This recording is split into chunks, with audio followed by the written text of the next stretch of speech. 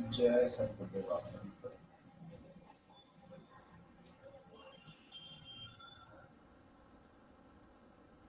पिछला सेशन हम लोगों ने कुंडली के पहले 3 भावों का ज्ञान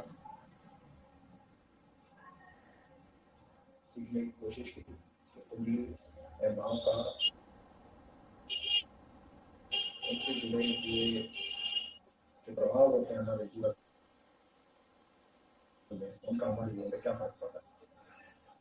आज हम कुंडली के पूरे 12 भाव देखेंगे। पहले 3 भाव के पिछली बार हम लोग फिर से उनका थोड़ा सा रिवीजन करेंगे और बाकी के भावों का भी अध्ययन करेंगे। तो सबसे पहले आता है कुंडली का प्रथम भाव। आप देख सकते हैं कुंडली का प्रथम भाव, इसको लग्न भी कहते हैं। इसका विशिष्ट कारक ग्रह सूर्य है। विशिष्ट कारक ग्रहों के बारे में हम लोगों ने पिछले सेशन में चर्चा की थी कि अगर ये ग्रह इस भाव में मौजूद हो तो इस ग्रह की वजह से जीवन में परेशानियां बहुत कम हो जाती हैं। अनिष्ट 12 ग्रह कहे जाते हैं, इनका प्रभाव इतना विशिष्ट और प्रबल रहता है कि जीवन में उस पर्टिकुलर उस विशेष भाव के गुणों में भी वृद्धि हो जाती है। तो पहला भाव आखिर हमारे जीवन में क्या क्या करता है, ये व्यक्तित्व को दर्शाता है। हम जीवन में किस तरह के व्यक्तित्व अभी है, साथ ही साथ हम कैसे बने रहे हैं, स्वास्थ्य को लेकर के भी इसी भाव को पता किया जाता है। हमारा स्वभाव और हमारी जो विचारधारा है, हमारी पर्सनैलिटी है, ये सब प्रथम भाव से पता लगता है। रंग रूप कद काठी, इसका भी प्रथम भाव से ही पता लगता है। जैसा कि अभी शुरू में बताया था कि जो व्यक्तित्व अभी है, बन रहा है और भविष्य में क्या बनेगा, ये भी हमारे प्रथम भाव से ही पता किया जाता है। माँ से विरासत में मिली हुई संपत्ति भी प्रथम भाव से ही देखी जाती है और लंबी यात्राएं, इसके बारे में प्रथम भाव से पता किया जाता है। तो मोटे तौर पर हम देखें तो हमारे जीवन की जो यात्रा है, ये शुरुआत, जो कि प्रथम भाव है, शुरुआत, हमारा बचपन कैसा रहेगा, हमारा जीवन आगे कैसे गुजरेगा, ये सब प्रथम भाव पता किया जाता है। अच्छा, हम भावों को लेकर के क्यों चर्चा कर रहे हैं, तो उसकी वजह ये है कि जब हम अष्टक वर्ग निकालते हैं तो जितने भी भाव हैं उसमें कुछ ना कुछ अंक हमें मिलते हैं सर्वाष्टक वर्ग। तो अगर हमें ये पता लग जाए कि किसी भाव का संबंध हमारे जीवन में किस चीज से है, तो उस स्थिति में सर्वाष्टक वर्ग में आए हुए जो अंक है वो हमारे लिए सार्थक हो जाते हैं। तो पता लग जाएगा जीवन में जो भी सवाल है वहां से स्पष्ट हो जाएगा। सवाल का जवाब यहीं से स्पष्ट हो जाता है। यानी अगर हम ग्रह के बारे में नहीं भी जानते हैं तो कोई ज्यादा फर्क नहीं पड़ता। हमें हमारा सवाल पता होना चाहिए, हमें भाव के बारे में पता होना चाहिए, कौन सा भाव किस चीज के बारे में बताता है। और हमें सर्वाष्टक वर्ग में जो भाव कुंडली होती है, हमारी भाग्य कुंडली,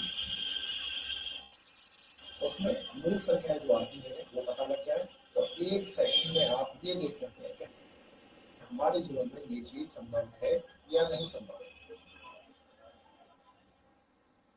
मान लीजिए प्रथम भाव में किसी व्यक्ति के सर्वाष्टक वर्ग में 35 रेखाएं आती हैं, तो 35 रेखाएं आने से आपको ये तो पता नहीं जाएगा प्रथम भाव तो ये पर्सनैलिटी से जुड़ा हुआ है। 35 का अच्छी खासी संख्या है।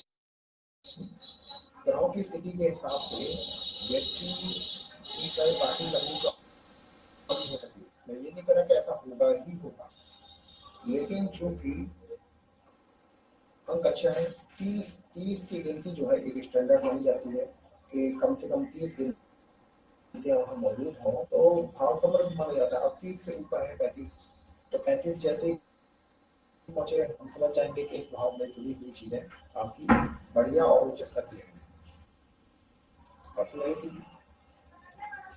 पर्सनैलिटी भी व्यक्ति की अपनी सोच, अपनी विचारधारा उच्च स्तर की होगी। विरासत में माँ की तरफ से जो संपत्ति होगी वो भी मिल सकती है, माता का बड़ा प्रेम रहेगा। हालांकि हम एक ही भाव से सारी चीजों को नहीं निकाल सकते हैं, उसके लिए हमें सारे भावों का अध्ययन करना चाहिए।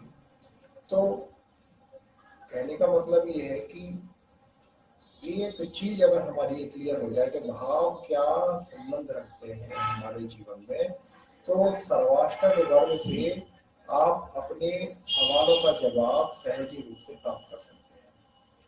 और जब सर्वाष्टक वर्ग हम करेंगे उस वक्त ये देखेंगे, पहले हम भावों के बारे में जान लेते हैं। दूसरा भाव, इनकी स्थिति में आप देखते जाइए कि पहला भाव कौन सा होता है, दूसरा भाव कौन सा होता है। इसके विशिष्ट कारक ग्रह होते हैं गुरु। दूसरा भाव जो होता है इसको धन भाव भी कहते हैं। आप देखिए धन भाव कौन सा होता है, जो हमने अपनी मेहनत से अर्जित किया है, या पैतृक भी हो सकता है। माता वाला कौन सा है, पहला भाव, और पैतृक कौन सा हुआ, दूसरा भाव। धन भाव के साथ साथ ये बहुत सारी और भी चीजों की तरफ हमारा संकेत करता है, जैसे दाहिनी आंख है, नाक है, स्वर है, गायन है, प्रेम है, रुचि है हमारी, हम किसी पर्टिकुलर चीजों का हमें शौक हो सकता है, तो वो सब चीजें दूसरे भाव से देखी जाती हैं। ये इतना सटीक गणित है अष्टक वर्ग का। जैसे दाहिनी आंख का है, बाईं आंख का मैंने आपको बताया था पिछली बार कि जो 12वां भाव होता है वो बाईं आंख का होता है, दूसरा भाव दाहिनी आंख का है। तो ऐसी भी स्थिति मैंने देखी है कि इन भावों में जो जो अंक आए हैं भाव कुंडली में, भावी कुंडली में, वो 30 से कम थे, काफी कम थे। तो ऐसे लोगों को चश्मा लगा हुआ जरूर मिलेगा। अब दाहिने वाले में अगर दाहिनी आंख वाले भाव में यानी दूसरे भाव में अंक कम आए हैं, तो दाहिनी तरफ का चश्मा जो है उसका अंक बड़ा रहेगा। बाईं आंख की तरफ देखेंगे तो उसमें भी दोनों अंक कम है तो दोनों पे चढ़ा रहेगा, दोनों का नंबर गड़बड़ रहेगा। वैसा ही नाक के लिए भी है, नाक से जुड़ी समस्या बनी रहेगी, स्वर से जुड़ी समस्याएं रहेंगी। अगर ऐसे लोग गायन में रुचि रखते हैं तो सफलता नहीं मिल पाएगी। तो कहने का मतलब ये है कि भावों का बड़ा आसानी से हम लोग अपने जीवन में सवालों का जवाब हासिल करने में इस्तेमाल कर सकते हैं। कुटुंब यानी हमारा जो परिवार है, परिवारजन है, उनसे जुड़े हुए लोग हमें कुटुंब में आते हैं, मित्र है, पड़ोसी है। अगर ये कमजोर है हमारा तो पड़ोसी भी खतरनाक मिलेगा। कई बार लोग सोचते हैं कि पड़ोसी हमारे साथ ऐसा व्यवहार क्यों करता है, करता है कि जो आपकी कुंडली में बैठा हुआ है और आप चाह कर भी उससे पीछा नहीं छुड़ा सकते, आप जगह बदल दीजिए, पड़ोसी आपको ऐसे ही करेगा। और जो दूसरे भाव को मार्केट भाव भी कहा जाता है, ये मृत्यु का कारण भी बता सकता है। एक्सीडेंट होगा या नहीं होगा, होगा तो कब होगा, किस चीज से होगा, खड़ी हुई गाड़ी से होगा या चलते हुए वाहन से होगा, या खड़े खड़े आदमी गिर जाएगा, जो भी मृत्यु का कारण बता सकता है।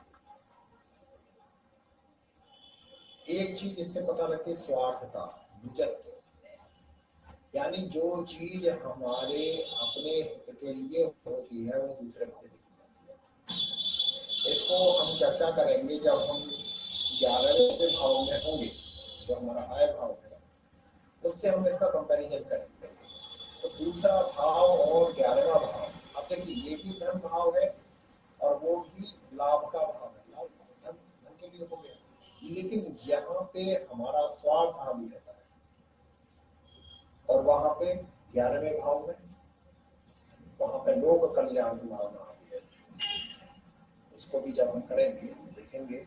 लेकिन जो पर्सनल चीजें हैं, जो हमारे अपने हित वाली चीजें हैं, दूसरे भाव से देखी जाती हैं। प्रारंभिक शिक्षा यहाँ से देखी जा सकती है। रहस्यात्मकता, मंत्र जप हो गया, आध्यात्मिक गुण ज्ञान हो गया, ये सब चीजें द्वितीय भाव से देखी जा सकती है। वाणी का प्रकार, टोन कैसी रहेगी, ये द्वितीय भाव से देखी जा सकती है। कर्कश रहेगी या मीठी रहेगी, ये। अब देखते हैं तीसरे भाव को। तीसरा भाव इसको सहज भाव भी कहा जाता है। इसका विशिष्ट कारक ग्रह मंगल है। मंगल आपको पता ही है कि शौर्य, साहस, क्रोध, इन सबका प्रतीक है। तो आइए तीसरे भाव में देखते हैं किस किस चीज का ये कारक है। छोटे भाई बहन, प्यार, बंधन, देखभाल, इन सबको तृतीय भाव से देखा जाता है। मानसिक बुद्धिमत्ता, जहां दिमाग चलाने की जरूरत होती है, वो तीसरा भाव। कम्युनिकेशन, हम अपने आसपास के लोगों से कैसे बर्ताव करते हैं, वार्तालाप करते हैं, तीसरे भाव से देखा जाए। सहज रूप में जो हम काम करते हैं, दरअसल वो सब तीसरे भाव से आता है। लेखन, खेल, एथलेटिक्स, मौज मस्ती, उत्तेजक गतिविधि, सीखने की शुरुआती चरण, तीसरे भाव। आप ये देख सकते हो कि जिन जिन चीजों में दिमाग आप लगा सकते हो, जिनसे आप प्यार कर सकते हो, जिनमें आपको आनंद आता है, वो सब चीजें तीसरे भाव से।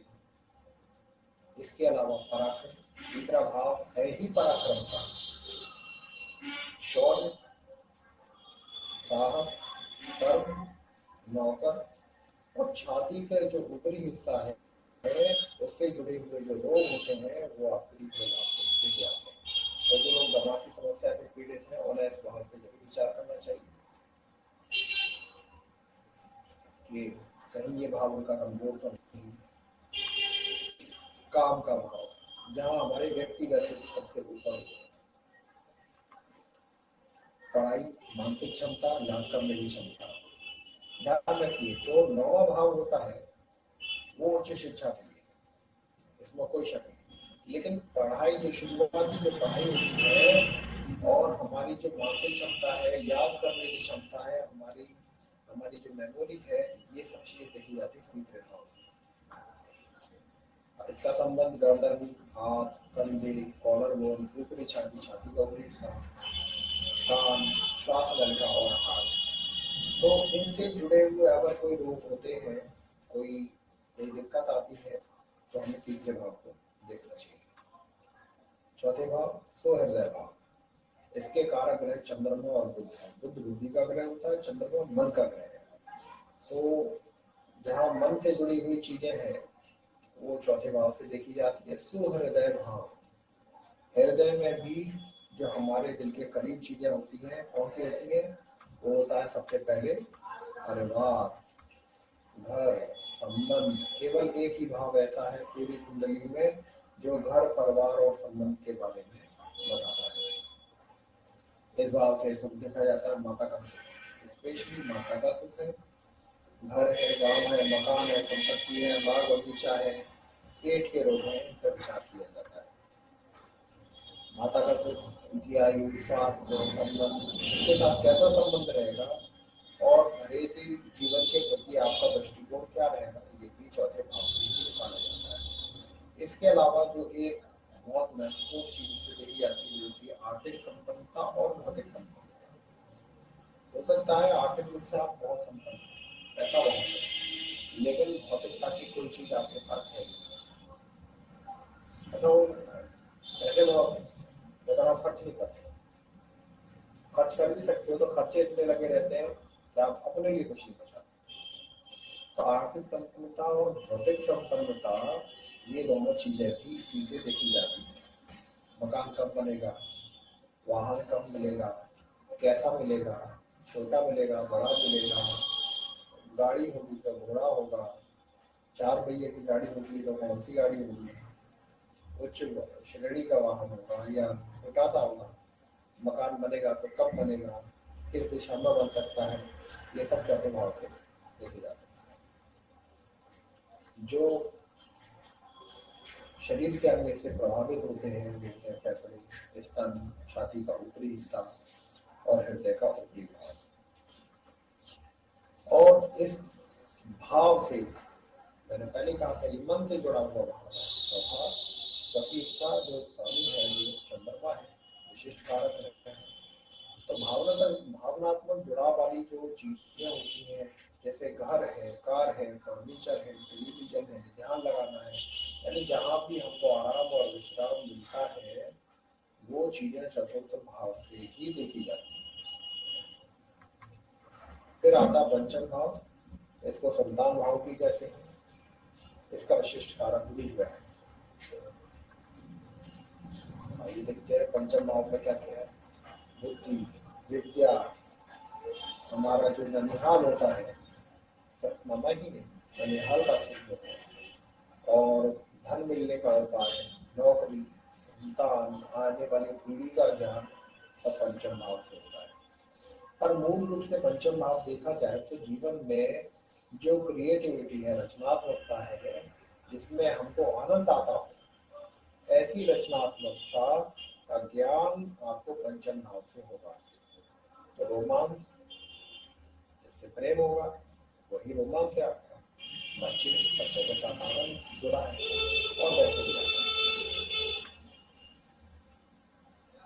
इसको एक तरह से भाग्य का घर भी कहा जाता है। वैसे तो जो भाग्य स्थान है वो 9वां स्थान है, लेकिन पंचम भाव से भी आप ये पता कर सकते हैं कि जीवन में भाग्य आपका किस कोटि का रहेगा।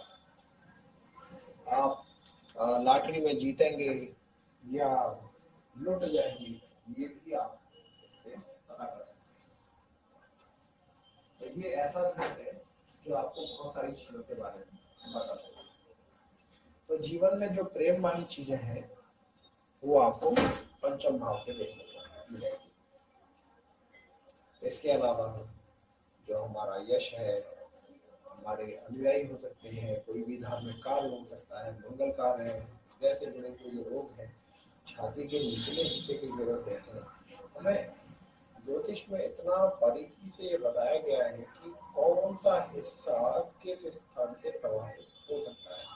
तो उनसे जुड़े हुए जो ग्रह है या ग्रहों की दृष्टि होती है, उससे भी ये पता लग जाता है कि कौन सी स्थिति में क्या समस्या क्रिएट हो सकती है, या कोई समस्या चल रही है तो किस वजह से हो सकती है। तो उपाय करना आसान हो जाता है। अपेक्षा करो, आप उस ग्रह से जुड़ी साधना कर सकते हैं, दान पुण्य करके या तीर्थ यात्रा करके या लोगों की सेवा करके, निस्वार्थ सेवा, आप उन चीजों से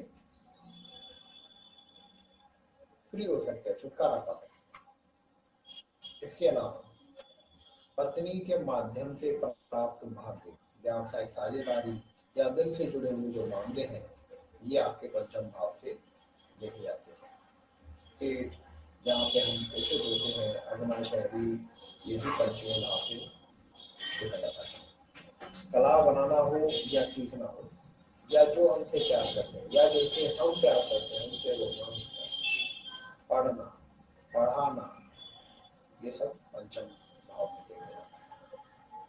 राधा षष्ठम भाव, छठा भाव, 6, 8 और 12वें भाव शत्रु भाव कहे जाते हैं।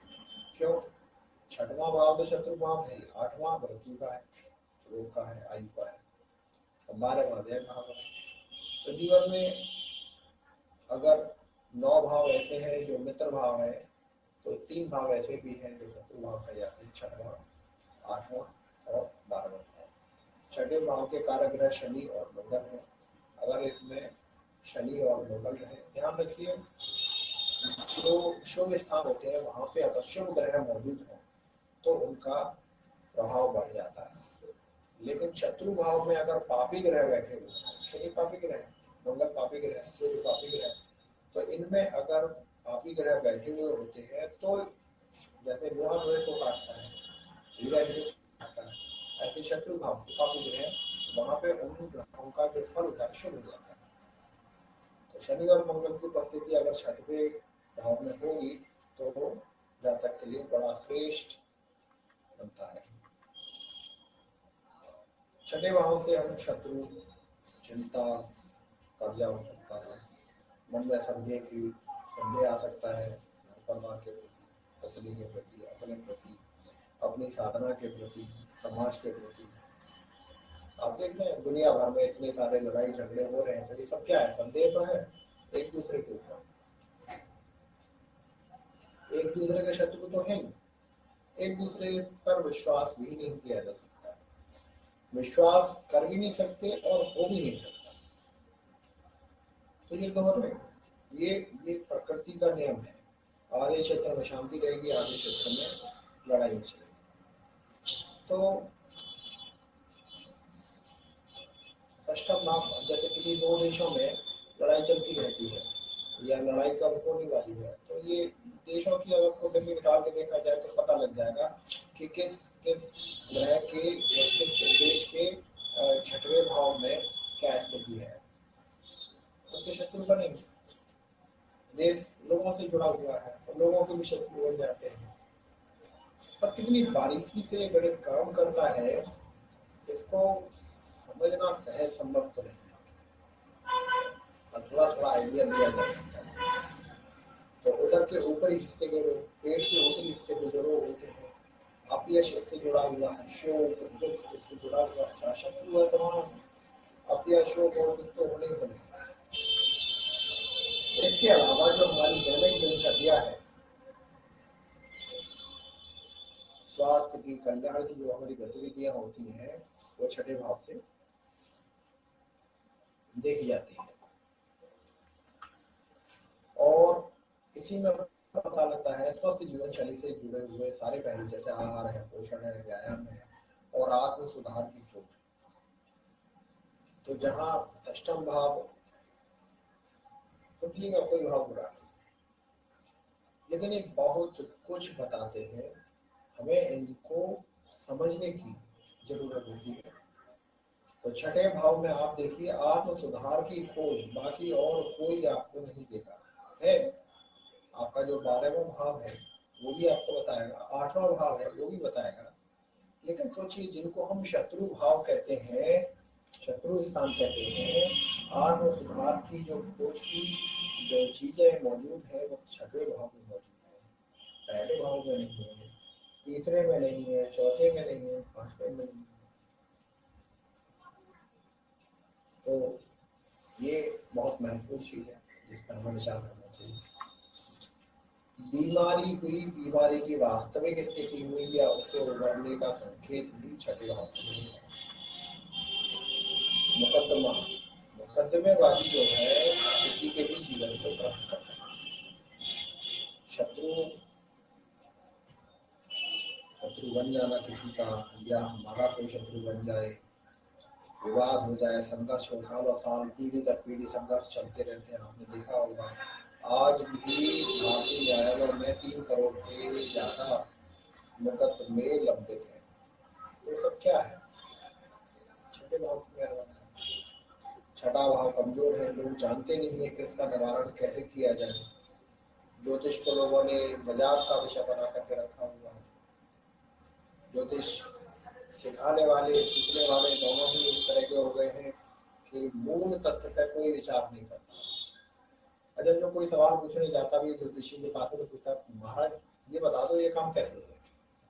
हर आदमी पैसा लेकर के चलता है जिम में, वो चाहता है पंडित जी को कुछ ऐसा दे दिया जाए, पंडित जी कोई ऐसा साधारण सा उपाय बता दें, दिया जलाने का, लोटा चढ़ाने का, नारियल चढ़ा देंगे, भगवान के दर्शन कर आएंगे और हमारा काम हो जाए। हमारा काम हो जाए, इससे ज्यादा उनका कोई और लेना नहीं होता। तो ज्योतिष की जो जो जो मैं कहूँगा दुर्गति हुई है देश में। इस देश में ज्योतिष सोचिए इतनी महान कोटि की विद्या इस देश में हमारे ऋषि पूर्वजन की देन है, और उसका ये कहीं ना कहीं हम सब जिम्मेदार हैं। और चलिए कोई ना कोई तो शुरू करता है, हम और आपसे भी शुरू करते हैं, सीखते हैं, सिखाते हैं। आप सीखिए, हम भी सीख रहे हैं। जो आप सीख जाना आप आगे आने वाली पीढ़ी को सिखाइए, बहुत कम होने वाली चीज है। और छठे भाव से ही देखा जाता है आत्मानुशासन, निस्वार्थ सेवा, यानी हमारी पसंद नापसंद से करे, खुद को विस्तारित करने के लिए प्यार की शक्ति का परीक्षा, सेवा भाव। आप आध्यात्मिक जगत में साधनाएं करना चाहते हैं और सेवा भाव आपके अंदर ना हो, आप सफल नहीं हो सकते। आत्मनुशासन ना हो, सफल नहीं हो सकते। क्यों? क्योंकि जब तक निस्वार्थ भाव आपके अंदर आएगा नहीं, सेवा भाव गुरु के प्रति आएगा नहीं, साधना कभी नहीं होगी। क्योंकि पसंद और नापसंद क्या हुआ, हमने साधना करी, फल नहीं मिला, हम रखने पहुंच गए। अभी कल ही एक गुरु भाई का जो है मैसेज आया मेरे पास कि मैंने जो है फला फला साधना करी, सारे चीजों को लेकर के मैंने जो विधि और विधान था उसका पूरी तरह से पालन किया, लेकिन कोई फर्क नहीं नजर आया। फर्क तभी नजर आएगा जब आप इस भाव से समझ जाएंगे कि कोई फर्क पड़ना चाहिए या नहीं पड़ना चाहिए, फल मिलना चाहिए या नहीं मिलना चाहिए। जब तक हम फल के चक्कर में पड़े रहेंगे फल मिलेंगे, मिल ही नहीं सकता। जो लोग उससे भाव से ऊपर उठ जाते हैं, साधना की शक्ति, मंत्रों की शक्ति तुरंत शरीर से होकर प्रभावित होने लगती है। क्योंकि हमारे जो विचार होते हैं ना, वही हमारे शत्रु हैं और यही हमारी नाड़ियों में ब्लॉकेज बन करके बैठ जाते हैं। तो मंत्रों की शक्ति बहेगी कैसे? जब आपने खुद ही ब्लॉकेज उसमें लगा दिया तो कहां से फल मिलेगा? चलिए, अलग विषय है, इस पर अलग से चर्चा करेंगे। अष्टम भाव की और भी चीजें हम देखते हैं। उसका पेट, आंख और पाचन पर से जुड़ा है। तो जिन लोगों का पेट खराब रहता है उनको अष्टम भाव पर नजर रखनी चाहिए। इसके संबंध कैसे होते हैं? जो प्रतियोगी है, कंपटीशन वाली कंपनियां भी हो सकती है, कंपटीशन वाले लोग भी हो सकते हैं। मन में प्रतियोगिता है ना, दूर के रिश्तेदार, आपके कर्मचारी या ऐसे प्राणी जिन्हें हम पालतू जानवरों के रूप में नियंत्रित करते हैं, छठे भाव से देखा जाता है। छठे भाव की गतिविधियों में बिलों का भुगतान करना है, मासिक कार्य करने हैं, पैसे खर्च करना है, लड़ाई करनी है, बहस करनी है, खुशी का त्याग करना है, ये भी छठे भाव से। तो अगर आप अपने बिलों का भुगतान अगर नहीं कर पा रहे हैं तो छठे भाव से देखा जाएगा। इसका संबंध लक्ष्मी जी से नहीं है।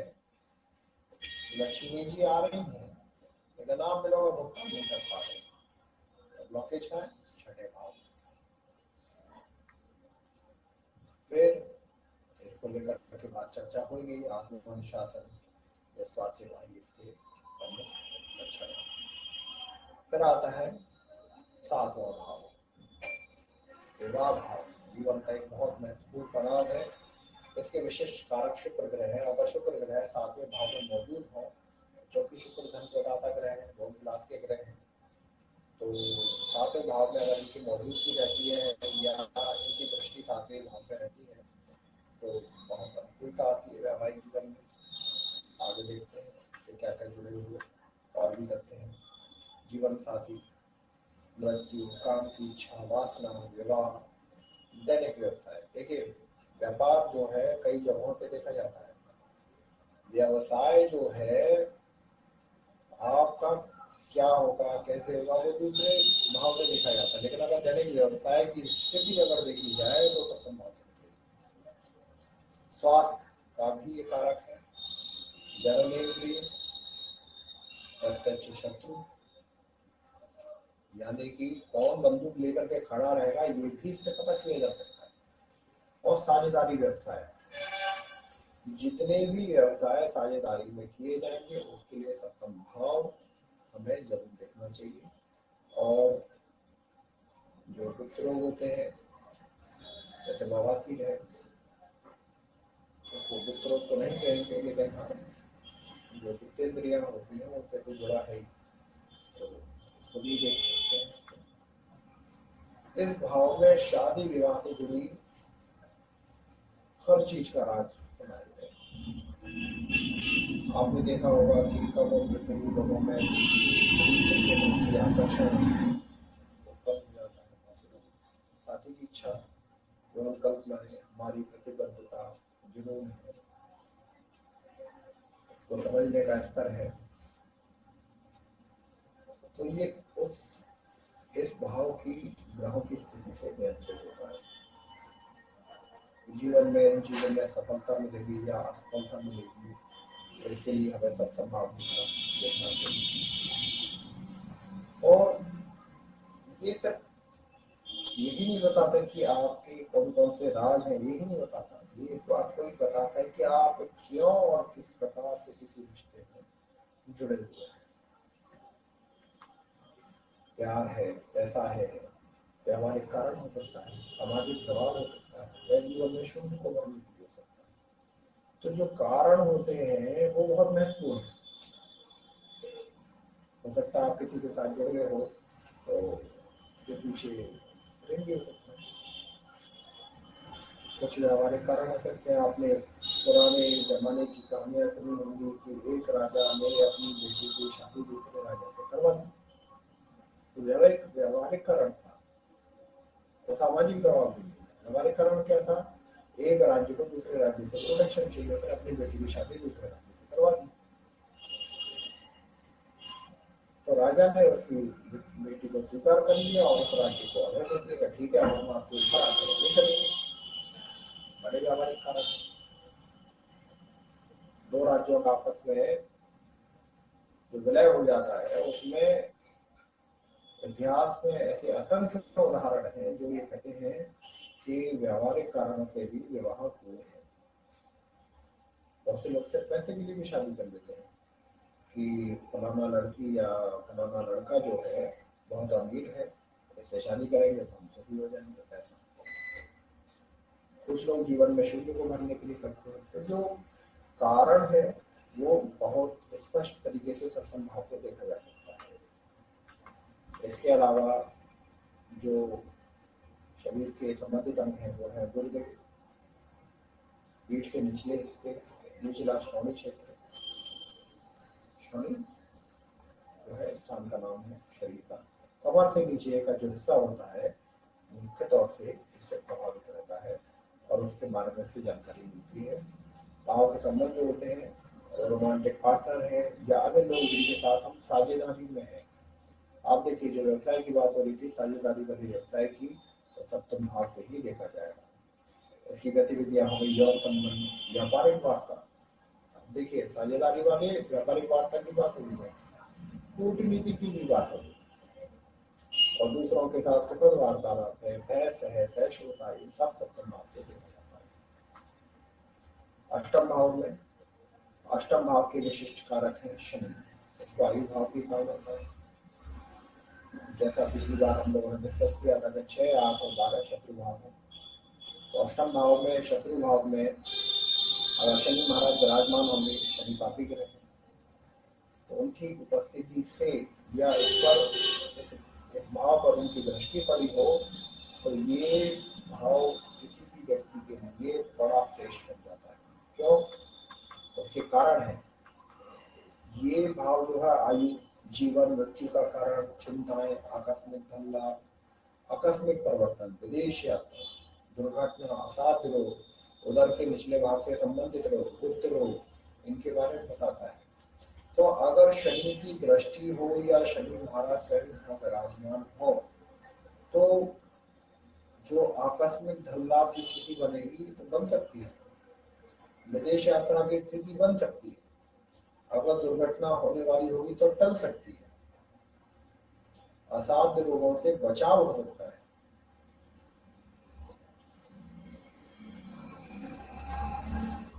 साथ ही साथ जो असाध्य रोग होते हैं जिनका कोई उपचार नहीं हो पाता, जैसे कैंसर की समस्या होगी, अगर जीवन में ऐसी स्थिति आ जाती है और शनि महाराज विराजमान है, शनि की दृष्टि है नहीं भी है, तब भी हम शनि महाराज का जप करके उस स्थिति में थोड़ी बहुत अनुकूलता लाई जा सकती है। अष्टम भाव अंतरंग संबंध का भी घर माना जाता है। इससे पता लगता है हमारे रिश्ते हमारे लिए क्या लाए और हम इन सबसे कैसे बाहर निकल सकते आप देखिए 7वां भाव जो है जीवन साथी का है, प्रेम से जुड़ा हुआ भाव है, जीवन साथी का काम से। लेकिन अंतरंग भाव संबंध का जो घर है वो 8वां है। वो एक एक भाव की महत्ता है। 8वां भाव जो है ये समान स्तर पे जीवन साथी के साथ में सेक्स, हमारे मृत्यु और पुनर्जन्म को पेश करता है, समान अवसर पेश करता है। तीनों के महत्व और व्यवहारता को स्वीकार करता है कि मृत्यु और पुनर्जन्म हमारे जीवन का एक हिस्सा है और यह अनिवार्य रूप से हमारी असुरक्षा को समझने की व्यवस्था है। हो सकता है हमारे लेकिन वही चिंताएं जो है हमारे लिए शक्ति बन जाए, वही हमारे लिए मौका लाकर के सामने खड़ा कर और वही हमारे जीवन में आकाश में परिवर्तन भी कर। तो हमारी जो असुरक्षा है वो ताकत बदल सकती है। अष्टम भाव में जो ग्रह जुड़े हुए हैं, आप देखिए आपको अपनी समस्याओं से मतलब है, लेकिन आप गणित को नहीं समझेंगे, आप उसके विज्ञान को नहीं समझेंगे, आप जीवन में परिवर्तन लाएंगे तो लाएंगे कैसे? तो हम अगर ये देखें 8 में हमारे जीवन में चिंताएं बहुत हो सकती है। चिंता का कारण हमारा 6वां भाव भी है, 8वां भाव भी है। तो हम 8वें भाव में देखें, 6वें भाव में देखें, तो 8वें भाव का ये इसमें इतनी ताकत है कि हमारी असुरक्षा को ताकत में बदल सकता है या आपस में परिवर्तन कर सकता है। तो इसमें जो ग्रह मौजूद है या इस भाव पे जिन ग्रहों की दृष्टि है उनसे जुड़ी हुई साधनाएं अगर हम करें तो जो परिवर्तन होगा लेकिन अपने आंखों के माध्यम से देखेंगे। और ये भाव हमें अपने अंदर गहरे और छिपे हुए पहलुओं को देखने की और जीवन का पता लगाने की भी प्रेरणा देता है। ये काम कोई दूसरा भाव नहीं कर सकता। जैसे 6ठे भाव में हमने देखा था, ये आप सुधार को हमें बताता है, यहाँ गुंजाइश है 6ठे भाव में। और 8वें भाव में हम हमारे अंदर के गहरे और छिपे हुए पहलुओं को देखने की ताकत है।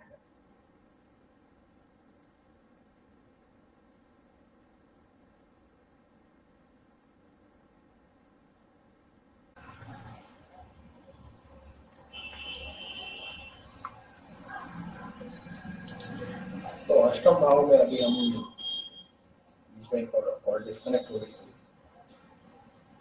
तो अष्टम भाव को अंतरंग संबंध का भी घर माना जाता है। समान स्तर पे ये हमें बहुत सारी चीजों को समझने का मौका देता है। जीवन में मृत्यु और पुनर्जन्म की जो धारणा है बताता है कि किसी कार्य कर सकता है और हमारी जो असुरक्षा है उसको ताकतवर करता है। इसके अलावा जो साझा संसाधन होते हैं जैसे विरासत है, तो विरासत के जितने भी मुद्दे होते हैं वो अष्टम भाव से देखे जाते हैं। विवाह है, टैक्स का जो इश्यूज होते हैं, शत्रु भाव है, गुजारा भत्ता है, ये सब हमें कुंडली के 8वें भाव में देखने जाना चाहिए। ये हर वित्तीय सहायता के साथ में आध्यात्मिक समर्थन और शारीरिक समर्थन को भी बताता है।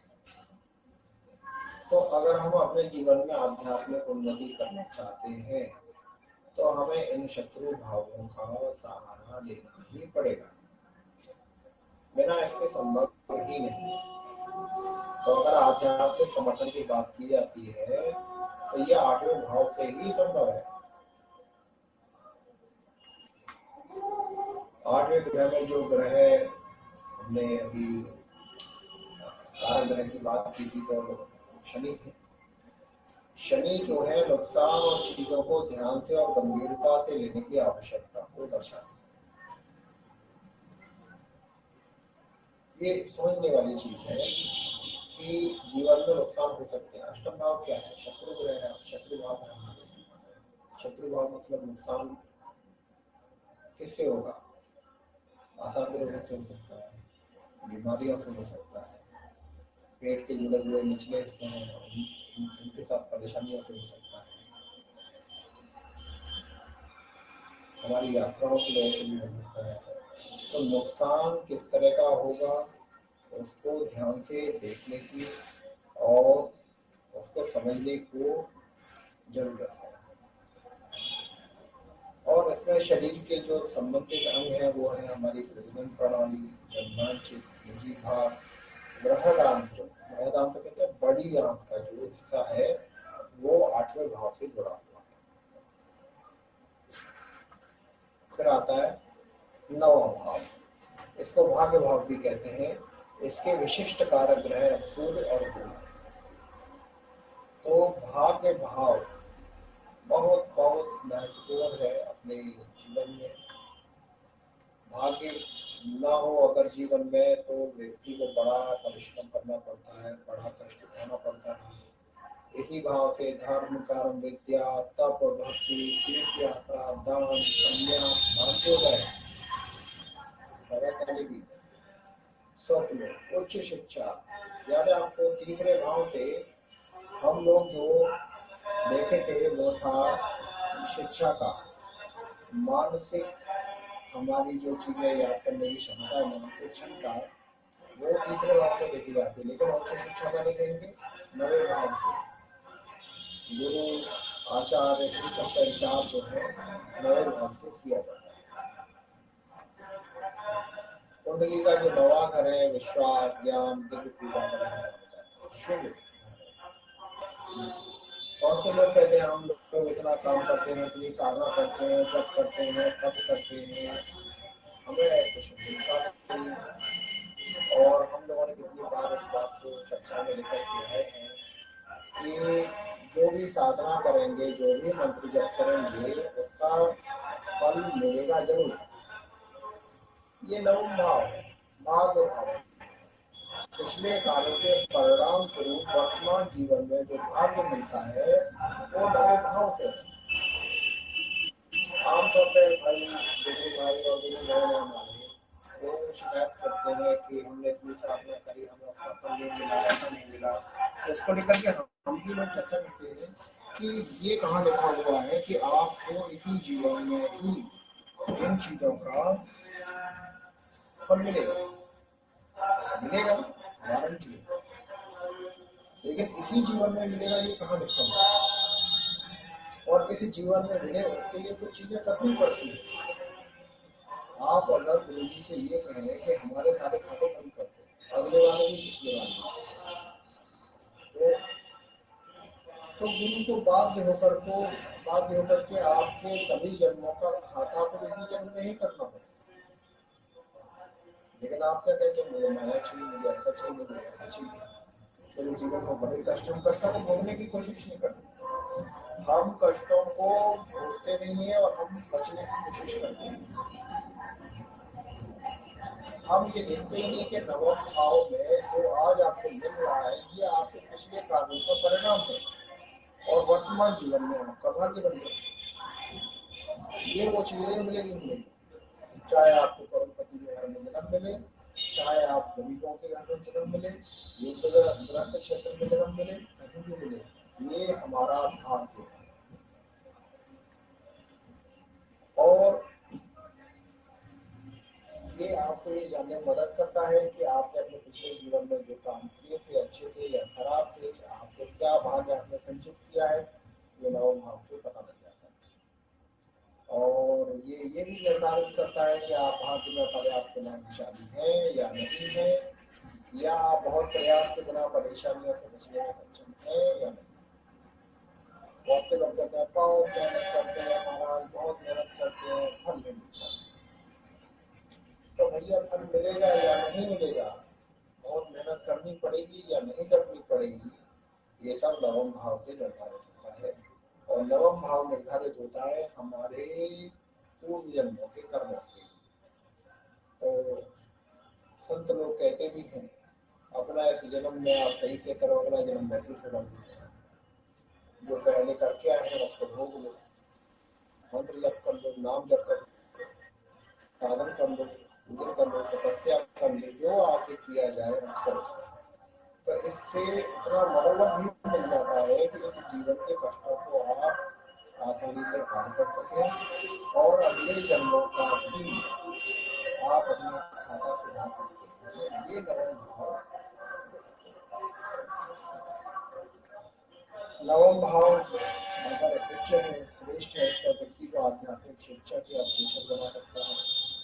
नवम भाव से जुड़े हुए जो अंग है, जो गोलक है, आपका जो आखिरी हिस्सा होता है, जांग है, ये नवम भाव के संबंध। नौवें भाव का संबंध जो है शिक्षक से होता है, गुरु से है, पुजारी से है, वकील से है, सलाहकार से, किसी भी प्रकार का जो विशेषण होगा वो नवम भाव से जुड़ा हुआ है। गतिविधियां, शिक्षण है, सीखना है, सिखाना है, उपदेश देना है, मंत्रों का जप करना है, पवित्र प्रसाद बनाना है, ये सब नौवे घर की गतिविधियों का हिस्सा है। फिर है 10वां भाव। 10वां भाव कहते हैं कर्म भाव। कर्म, अभी क्या कर रहे, अभी हम किससे चर्चा कर रहे थे? भाग्य भाव। भाग्य भाव पर चर्चा कर रहे थे और अब हम करेंगे कर्म भाव। तो जीवन में कर्म का भी महत्ता है और भाग्य की भी महत्ता है। भाग्य की महत्ता इतनी है कि भाग्य पहले से निर्धारित हो जाता है, लेकिन कर्म पहले से निर्धारित नहीं है। कर्म आप करने के लिए स्वतंत्र है। आपका विवेक, भाग्य से हो सकता है आपको कोई मौका मिला। हम लोगों ने जब ब्लॉग पे एक लेख प्रकाशित हुआ था कर्म के संदर्भ में, तो भाग्य आपको कुछ मौका देगा, ये भाग्य स्थान की बात है। कर्ण को मौका मिला था दुर्योधन की वजह से कि अंग प्रदेश का राजा बने, ये भाग्य था। लेकिन कर्म भाव हमें एक मौका देता है कि हम उस कर्म को करें या ना करें। अगर हम उस कर्म को नहीं करेंगे अपने विवेक का इस्तेमाल करके, तो हम अपने लिए एक नए भाग्य की सृष्टि कर सकते हैं। कारण अगर उस दिन अंग प्रदेश का राजा बनने से इनकार कर देते, तो मैं दावे से कह सकता हूँ कि आज इतिहास में उनका नाम दूसरे तरीके से चला जाता, क्योंकि सारी कहानी वहीं से, वो तो प्रारंभ का हिस्सा, उनको जो शाप मिले थे वो भोगना था, तो उस हिसाब से जो है चीजों की श्रृंखला जो है चलती रही। लेकिन आज इतिहास के इतने सारे असंख्य उदाहरणों को हम देखते हैं और देख करके अगर हम कुछ चीजें सीख लेते हैं, अगर हमारे जीवन में विवेक का कुछ स्थान बन पाता है, तो हम उस कर्म से नए भाग्य की सृष्टि करते हैं। निश्चित है इस भाव के विशिष्ट कारक रहे सूर्य, बुध, गुरु और शनि। सोचिए ऐसा कोई भाव नहीं है जहाँ पे इतने ग्रहों का एक साथ प्रभाव देखने को मिले। देखते हैं 10वें भाव में और क्या क्या है। इस भाव से कर्म, महत्वाकांक्षा, हम जीवन में क्या करना चाहते हैं, ये दशम भाव से निर्धारित होता है। ये अधिकार, नेतृत्व क्षमता, ऐश्वर्य, यश, मान सम्मान, नौकरी आदि को इच्छा करता है। जातक आलसी रहेगा या परिश्रमी रहेगा, दसवें भाव से। आपकी सार्वजनिक छवि कैसी रहेगी, आपके करियर की उपलब्धियां क्या रहेंगी, सामाजिक स्थिति, प्रतिष्ठा, प्रसिद्धि, इसको दशम भाव नियंत्रित करता है।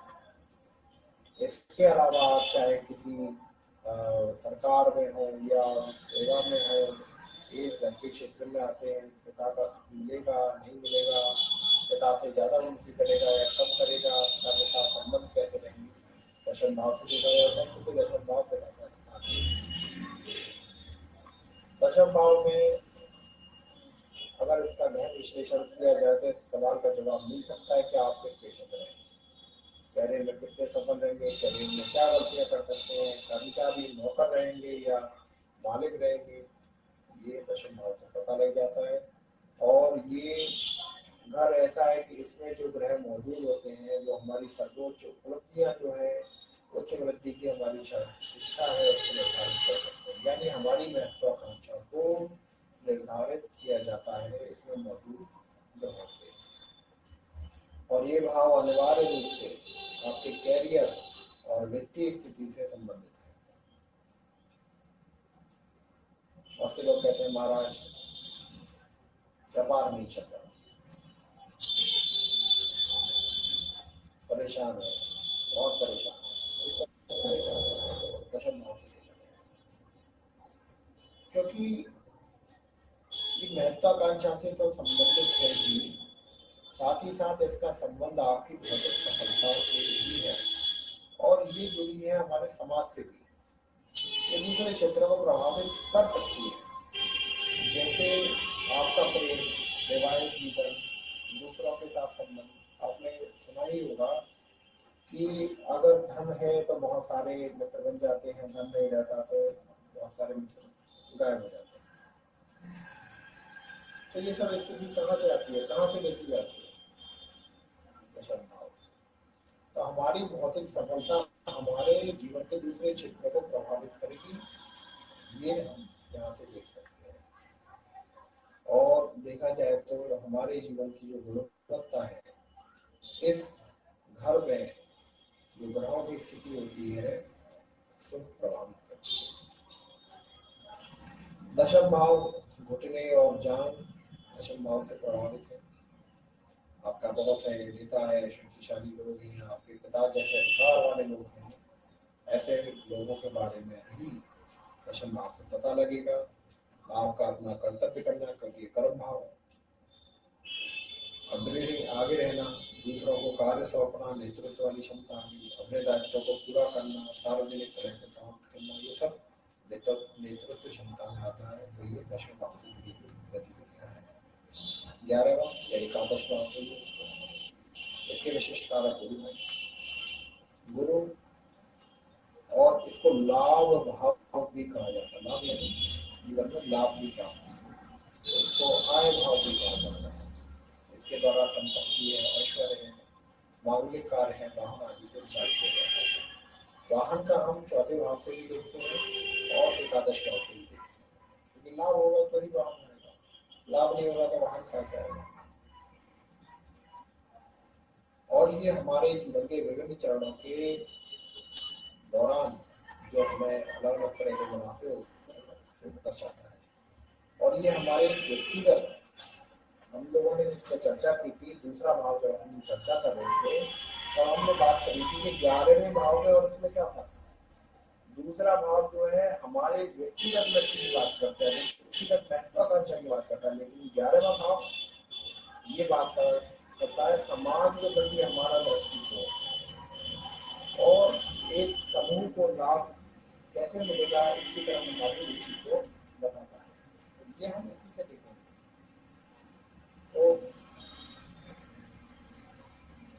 आपने अंग्रेजी फिल्मों में लाइन सुनी होगी, सेव द वर्ल्ड, यानी दुनिया को बचाने वाली जो चीजें होती हैं वो एकादश भाव में आती है। तो ऐसे लोग हैं जो लोग क्लाइमेट चेंज की बात करते हैं, वो सब क्या है, उनका एकादश भाव मजबूत होता है। समाज के प्रति, दुनिया के प्रति उनका विचार होता है, वो वसुधैव कुटुंबकम होता है, दुनिया कैसे बचाए। तो उन लोगों का एकादश भाव बहुत मजबूत होता है। समाज के प्रति उनका दृष्टिकोण बिल्कुल अलग रहता है। जितने भी दानी दाता लोग आपको मिलेंगे, उनका एकादश भाव बहुत मजबूत मिलेगा। क्यों? ये लोग समाज के प्रति बिल्कुल अलग दृष्टिकोण रखते हैं। और इसी वजह से पता चलता है कि हम उच्चतम अर्थ में क्या चाहते हैं। तो देखने वाली चीज अगर देखेंगे, 10वें घर की जो ऊर्जा होती है, 10वां घर क्या कहता है, आपकी महत्वाकांक्षा क्या है, और वो कहाँ जाकर प्रकट होगी, 11वें घर में जाकर। तो 10वें घर की ऊर्जा ही 11वें घर को आपको उठाने की कोशिश करेगी। तो 10वें घर में दशम भाव में जो परिवर्तन है, बढ़ने की हमारी क्षमता है, वो दरअसल 11वें भाव में हमारी महत्वाकांक्षा है। 11वें भाव का जो प्रकृति है,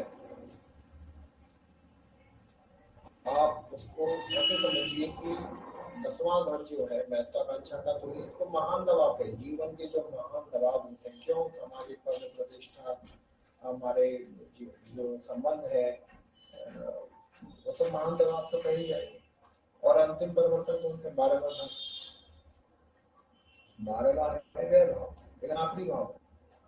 तो अंतिम परिवर्तन और जीवन के महान दबावों के बीच में हम खड़े रह सकें, सहन कर सकें, काम कर सकें, समाज के प्रति, जो लोग समाज के प्रति सोचते हैं, आप क्या सोचते हैं कि उनको पारिवारिक जीवन में कष्ट नहीं होता?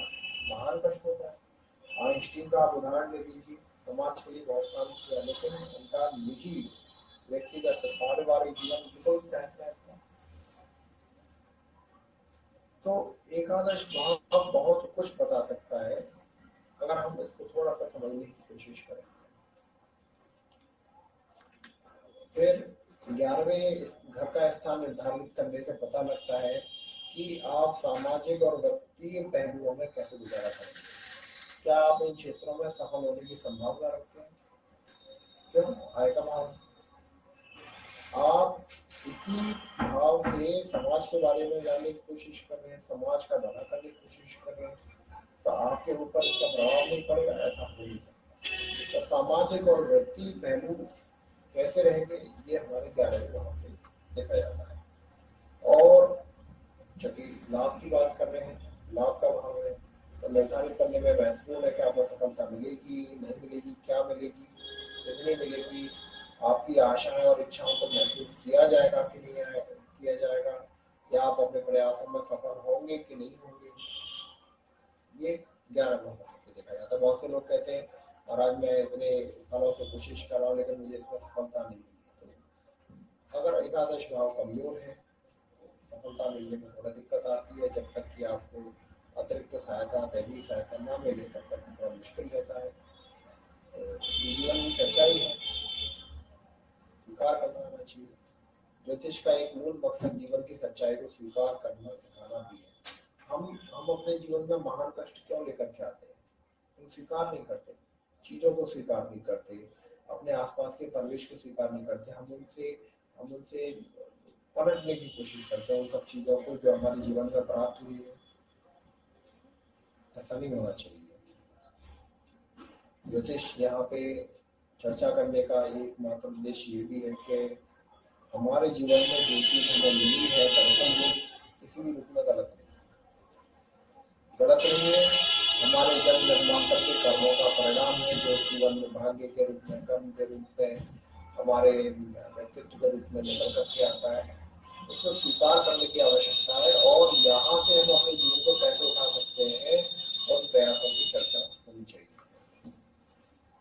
और एकादश भाव सुख के पहलू की अध्यक्षता करता है। जीवन में सुख आप कैसे प्राप्त करेंगे, कब प्राप्त करेंगे, कितना प्राप्त करेंगे, ये एकादश भाव पता किया। और इसकी जो एक विशेष बात है कि मानवता की भलाई के लिए सामूहिक लक्ष्यों की या आकांक्षाओं की जो बात हम करते हैं, उसमें दोस्ती भी आता है, टीम वर्क भी आता है, नेटवर्किंग भी आती है, मानवतावादी नियम भी होते हैं, आदर्शों को रकम देने वाले बहुत उच्च संकेत भी हो सकते हैं। तो ये सब कैसे होगा? दोस्ती क्या है? अपना स्व छोड़कर एक दूसरे की मदद करना दोस्ती। टीम वर्क क्या है? टीम का मतलब ये है कि हम अपना भी ध्यान रखें, साथ में दूसरों का भी ध्यान रखें। नेटवर्किंग क्या है? लोगों से जुड़ने की कला। तो ये सब चीजें तभी हो सकती है जब एकादश भाव आपका मजबूत हो। रखने और कुंडली से जुड़े हुए संबंधित अंग है। इसकी जो संबंध है प्रसिद्ध व्यक्ति है, सार्वजनिक शख्सियत है, मशहूर हस्तियां, राजनेता भी है, सफल और अमीर लोग हैं। तो आप इसको इससे रिलेट कर ही सकते हैं कि राजनेता है, समाज से जुड़े हुए लोग रहते हैं। उसके मूल भाव क्या है उसकी बात नहीं, लेकिन लोगों से जुड़ने की उसकी जो जो क्षमता है, उसे राज्य का मछली फिल्मों के जो हीरो होते हैं वो किसी भी माध्यम से थे, लेकिन समाज से जुड़ने की कोशिश करते हैं। जीतना, जमा करना, लोगों के बड़े समूहों को प्रभावित करना, प्रभावित होना, दुनिया को बचाना, ये सभी का निष्पादन। अच्छा, फिर आता आखिरी भाव द्वादश भाव को 12वां भाव या व्यय भाव भी कहते हैं। इसके विशिष्ट कारक है शनि में 6, 8 और 12 जो शत्रु ग्रह है उसमें तीसरा भाव है 6, 8 और 12। 12वां भाव जो है शत्रु भाव है और यह भाव है मोक्ष का है, क्योंकि आखिरी भाव है। यही मोक्ष का भी है।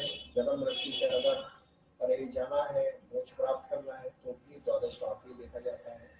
धन, रोग, दान, विदेश में अगर किसी के साथ आपका संबंध हो सकता है या आप खुद विदेश में रहेंगे तो कब रहेंगे, कितना रहेंगे, विदेश यात्राएं, ये सब इससे विचार किया जाता है। शुरुआत में दूसरे भाव में हम लोगों ने चर्चा की थी कि नेत्र को लेकर के दूसरा भाव दाएं नेत्र की बात करता है, 12वां भाव बाएं नेत्र की बात करता है। आंखों पे अगर चश्मा लगा हुआ है तो हमें अपने भाव पर नजर डाल लेनी चाहिए। दूसरा और 12वां भाव हमारा कितना मजबूत है। ये हमारे अवचेतन और छुपे हुए स्वभाव का प्रतिनिधित्व करता है। जो हमारी चेतना की अतल गहराइयों में छुपी हुई चीजें हैं। बहुत से लोग मुझसे शिकायत करते हैं, महाराज गुस्सा बहुत आता है। तो गुस्सा क्या है? अवचेतन मन में एक छुपे हुए कचरा है। तो जब हम मंत्र जप करते हैं तो निकल के नहीं लगता। मंत्र जप का क्या मतलब है? शरीर के रोम रोम कण कण से आपकी ये सब चीजें बाहर आनी चाहिए। मंत्र तो काम है। तो वो तो जैसे हम दही चलाते हैं तो दही से मक्खन निकलता है, ऐसे ही हमारे जीवन में क्या क्या कचरा भरा पड़ा है, मंत्र जप से निकलेगा। तो द्वादश भाव जो है हमारे हमारे चेतना में, अचेतन में, और जो हमारे छुपे हुए स्वभाव है उसको बता, ये हानि, मुक्ति, अलगाव और कमी का।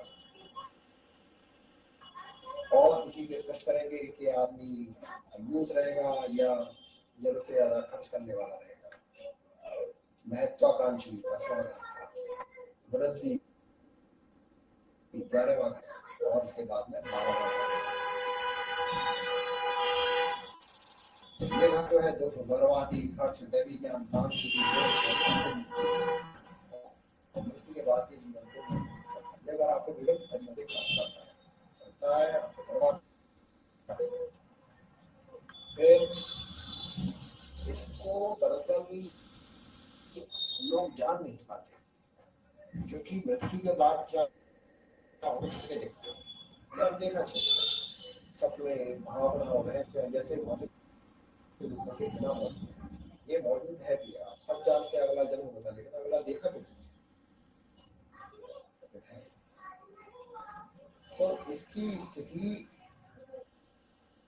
बड़ी विशिष्ट है।